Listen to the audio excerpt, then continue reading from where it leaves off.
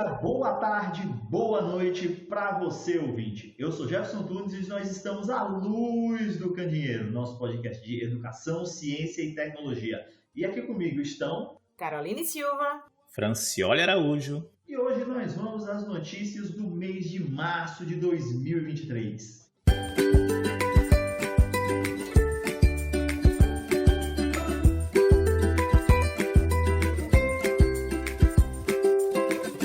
Matéria do Nexo Jornal, coluna Ponto Futuro. Gabriel Zanlorenzi e Giovanna Emerli. Notícia de 7 de março de 2023. Mulheres são a maioria entre novos mestres e doutores no Brasil. Segundo dados do currículo Lattes, as mulheres são a maioria das pessoas que concluem mestrado e doutorado no Brasil. De 2010 a 2021, 72,7% dos novos mestres e 53,1% dos novos doutores são mulheres. Pós-graduação no Brasil é separada entre especializações, lato sensu, e o mestrado e doutorado acadêmicos, stricto sensu. Essa divisão data de 1965, quando as antigas especializações foram substituídas pelo modelo atual. Na carreira acadêmica, o doutorado é um passo seguinte ao mestrado. O percentual de homens no doutorado sempre foi mais alto do que no mestrado, onde havia um número maior de cursos em educação. As mulheres se tornaram a maioria no mestrado ainda na década de 1980, mas no doutorado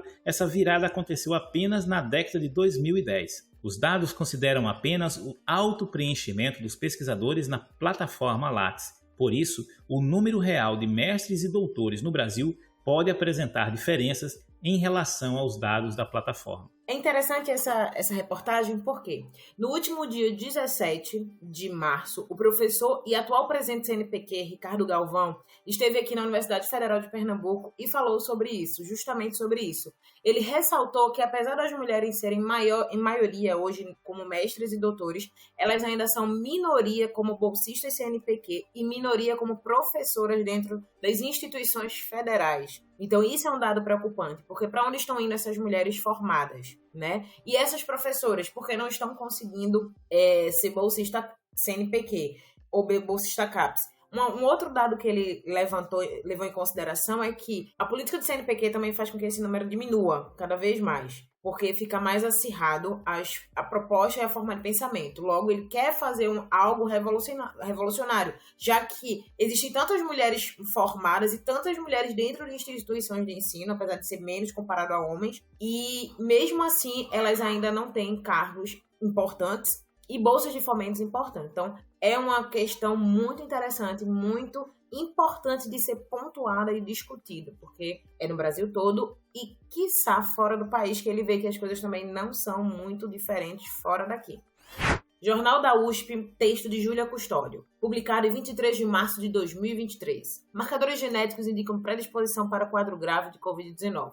Pesquisadores do Consórcio de Laboratórios de Pesquisa e Estudos da Covid-19 da USP, o Imunocovid, mapearam os marcadores genéticos do sistema imune que determinam o grau clínico de pacientes com Covid. Essas assinaturas genéticas, que são reveladas através dos testes de sangue e análise de RNA, podem ajudar a identificar os casos moderados e graves da doença, logo no diagnóstico e ajudar no tratamento dos pacientes. Publicada em artigo na revista Immunology.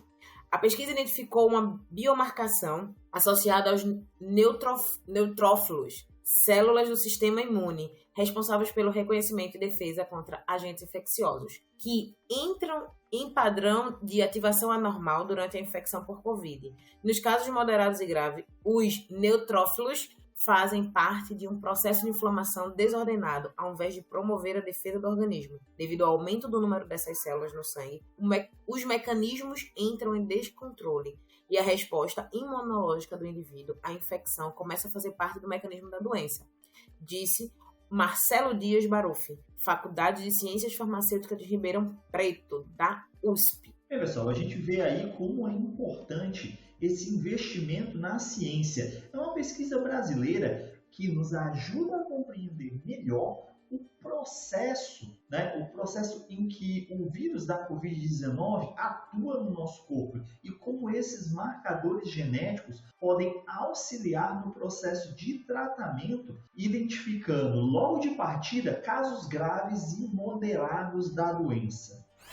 Matéria do Jornal da USP, texto de Júlio Bernardes. Nova técnica identifica impressão digital do câncer em amostras de saliva e urina. Na Faculdade de Ciências Farmacêuticas de Ribeirão Preto, da USP, pesquisadores desenvolveram uma técnica para fazer o diagnóstico de câncer a partir da análise de compostos orgânicos voláteis em amostras de saliva e urina. Com o uso de equipamentos de laboratório, o método transforma as amostras em vapor, de onde são extraídos os compostos voláteis para identificar alterações que servem como impressões digitais do câncer. A técnica ainda é experimental, mas os resultados obtidos no estudo abrem perspectiva para que futuramente seja uma opção simples, de custo reduzido e não invasiva para diagnosticar diversas formas da doença. O trabalho tem um artigo publicado na revista científica Journal of Brief Research. Para diagnosticar o câncer, os médicos utilizam diversos exames, como mamografia, tomografia, ressonância magnética, endoscopia, colonoscopia, exames de sangue e biópsia.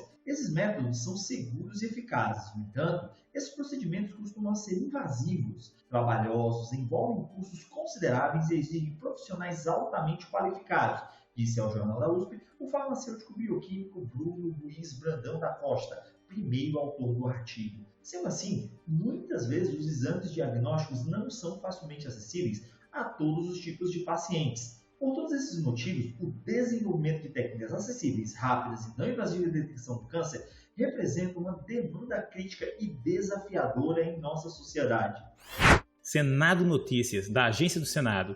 Senadores querem derrubar medida provisória que retira recursos da ciência. Os senadores Jean Paul Prats, PT do RN, e Isalci Lucas, do PSDB do Distrito Federal, anunciaram durante reunião da Comissão de Ciência e Tecnologia, nesta quarta-feira, dia 26, que buscarão ampliar a articulação para que a MP 1136/2022, que reduz recursos do Fundo Nacional de Desenvolvimento Científico e Tecnológico, o FNDCT, seja derrubada. Isalci deixou claro que o ideal seria que a medida provisória fosse devolvida ao governo, mas como isso não ocorreu, a CCT deve atuar para que a MP seja rejeitada ou que seu prazo de validade termine sem ser votada. Na reunião, Prates deu números que demonstram o desmonte que o setor de ciência e tecnologia tem sofrido nos últimos anos, agravado pelo novo corte de recursos na medida provisória 1136. Um estudo do IPEA, Instituto de Pesquisa Econômica Aplicada, mostra que de 2016 a 2020, os investimentos do FNDCT retrocederam a níveis de 20 anos antes do início dos anos 2000. E dados do Portal da Transparência mostram que de 2018 a 2021, a média de execução orçamentária do FNDCT ficou em 30,6% dos recursos previstos. E em 2021, foram executados só 17,5%, exemplificou o senador. Então, não basta que nós já tenhamos cortes nos recursos, os recursos que tem ainda não são executados. Senhor, o nosso senador eleito por São Paulo, obrigado São Paulo, o astronauta Gustavo Cedo da NASA, falou esses dias, inclusive, que tem-se de ter mais recursos para a ciência e tecnologia. Ele era ministro da Ciência e Tecnologia do desgoverno anterior. Então, o que acontece? Essa medida provisória foi na gestão dele, certo? Essa redução de recursos leva o Brasil a um patamar de investimento tecnológico muito abaixo dos países da OCDE, por exemplo. Leva a uma redução da soberania nacional, já que qualquer país que queira ser soberano não deve depender de tecnologia estrangeira. Nesse sentido, um governo que se apontava como tão nacionalista demonstra mais uma vez o seu entreguismo. Página oficial do governo, do Ministério da Educação. Formação de professores receberá mais de 31 mil bolsas. Total de benefícios do PIBI de residência pedagógica passará de 57,6 mil para 88,9 mil, um aumento de 54%. Isso foi publicado no último dia 29 de março de 2023. A CAPES aumentará o número de bolsas dos programas institucional de Bolsa de Iniciação à Docência, o PIBID, e residência pedagógica. Os benefícios passaram de 57.682 para 88.963, um acréscimo de 54%. O anúncio foi feito por Camilo Santana, ministro da Educação, e Mercedes Bustamante, presidente da Fundação. O aumento publicado no Diário Oficial da União desta última quarta-feira, 29 de março, se dará pela segunda chamada dos projetos institucionais aprovados nos editais PIBID 23/2022 e Residência Pedagógica 24/2022, lançados no ano passado. O PIBID terá mais 25.656 bolsas. Passa de, atualmente, 29.378 para 55.000 bolsas. E a residência pedagógica, 5.625. Isso quer dizer que vai de 28.304 para 33.929, totalizando 31.281 benefícios. O ganho maior no PIBID atende à demanda por mais bolsas feita pelas instituições de ensino superior no processo seletivo de 2022. Abre aspas. Temos que buscar caminhos para mudar a rota da educação brasileira. Para alfabetizar melhor, precisamos melhorar também a qualidade de formação dos nossos professores. Por isso, vamos ampliar as bolsas dos programas de iniciação à docência e residência, declarou Camilo Santana. Fecha aspas. Abre aspas novamente. Esse aumento no número de bolsas contribuirá para a melhoria na formação dos profissionais que atuam na educação básica, o que é central para elevar a qualidade do ensino brasileiro. Fecha aspas. E quem falou isso foi a Mercedes. Das 253 IEs com projetos aprovados para o PIBID, 187 poderão ter um aumento no número de bolsas, já que 230 IEs com projetos aprovados para a residência pedagógica, 92 atendem aos critérios para receber mais benefícios. Serão abertos 2 períodos para o início das atividades dos novos bolsistas, um a 15 de maio de 2023 e um a 15 de junho de 2023. Poderão ser atendidas instituições aprovadas na etapa de análise de mérito e que não receberam a totalidade das cotas solicitadas no projeto institucional, ou as que obtiveram as bolsas solicitadas, mas não conseguiram implementá-las integralmente no prazo de início das atividades. Também estão aptos a receber mais bolsas as IEs que não conseguiram iniciar os projetos no tempo estipulado ou ficaram em cadastro reserva. Bem, para quem não conhece, o PIBID é uma das ações da Política Nacional de Formação de Professores do Ministério da Educação e oferece aos alunos da primeira metade do curso de licenciatura uma aproximação prática com o cotidiano das escolas públicas de educação básica no contexto em que estão inseridas. Já a residência pedagógica é parte da mesma política do MEC, criado para induzir o aperfeiçoamento do estágio curricular supervisionado nos cursos de licenciatura. Por ele, o licenciando inicia sua imersão na escola de educação básica na segunda metade do seu curso. E é válido lembrar que, com o recente aumento das bolsas CAPES e CNPq, o valor das bolsas dos 2 programas teve um aumento de 75% em fevereiro, onde os estudantes dos cursos de licenciatura beneficiados com os 2 programas ou nos 2 programas passarão a receber R$ 700, o que dá para pagar pelo menos aí o vale transporte. E eu quero fazer um comentário também sobre isso. É importante, né, da bolsa de iniciação à docência, porque muitos jovens eles acabam indo para a iniciação científica por não ter incentivo dentro do próprio PIBID, dentro da instituição. Às vezes o foco de alguns grupos de pesquisa, realmente, não estou desmerecendo ninguém, mas eu acho que para a gente formar professor, a gente precisa capacitar professor. E o PIBID, ela tem essa oportunidade. Tenho várias ressalvas com relação à forma que os meninos são incluídos muitas vezes nas instituições, né? Mas eu acho que é algo que vem crescendo e vem melhorando na sua totalidade. E aumento do número de bolsas e aumento nesses valores também ajuda para que o aluno possa pensar e decidir, né? Eu quero ser professor e eu tenho condições de receber uma bolsa melhor para desenvolver essa função, porque diferente de quem está na instituição desenvolvendo pesquisa, você chega na instituição, está no laboratório dentro da instituição e vai continuar na instituição o dia inteiro. Então você não está se deslocando. E quem faz PIBID precisa procurar uma escola próxima à instituição, mas você vai estar se deslocando. Seja de manhã, seja à tarde, dependendo do que é sempre no contraturno das aulas, mas há um deslocamento, há um desgaste físico muito maior que a instituição muitas vezes não vê. Então, eu acho que deveria enaltecer mais o trabalho dos PIBIDianos, porque é ali que é a base de tudo. Acho que a capacitação, a formação, o aumento das bolsas vai fazer com que os alunos também queiram escolher essa bolsa e não ficar só na iniciação científica. Então, eu acho muito importante, eu acho muito positivo e principalmente que possa ser mantida, né? Porque não adianta eu dar um monte de bolsa e depois eu não conseguir mantê-las e começar a cortar, que é o que a gente vê por aí. Mas eu gostei muito e espero que seja mantido de verdade. E essas são as principais notícias da ciência, tecnologia e educação no mês de março de 2023. E para você, ouvinte do A Luz do Candeeiro, você já sabe, estamos em todos os agregadores de podcast. Você também pode nos procurar no YouTube e estamos lá no TikTok. Vem com a gente, dúvidas, comentários, sugestões, só procurar a gente no nosso grupo do Telegram, link também na descrição. E o link para todas as matérias que nós temos hoje estará na descrição do episódio.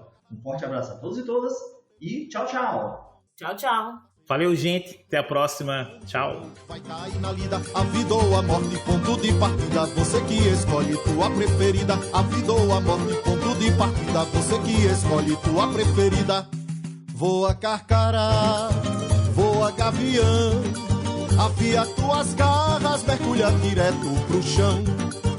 Voa carcará, voa gavião.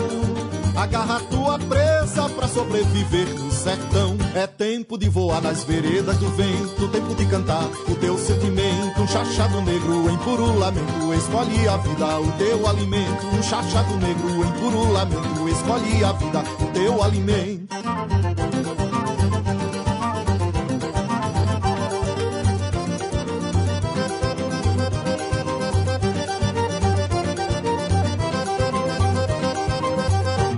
Carcará, voa gavião, o céu tua casa, comida no chão. Bico de cutelo bem no coração, pra sobreviver no sol do sertão. Bico de cutelo bem no coração, pra sobreviver no sol do sertão. Voa carcará, voa gavião, afia tuas garras, mergulha direto pro chão. Voa carcará, voa gavião, agarra tua presa pra sobreviver no sertão. Se a terra tá seca e não tem comida, se a fome chegou, vai cair na lida, a vida ou a morte, ponto de partida. Você que escolhe tua preferida. A vida ou a morte, ponto de partida. Você que escolhe tua preferida. Voa carcará, voa gavião, afia tuas garras, mergulha direto pro chão. Voa carcará, voa gavião, agarra tua presa pra sobreviver no sertão. É tempo de voar nas veredas do vento, tempo de cantar o teu sentimento. Um chachado negro em puro lamento, escolhe a vida, o teu alimento. Um chachado negro em puro lamento, escolhe a vida, o teu alimento.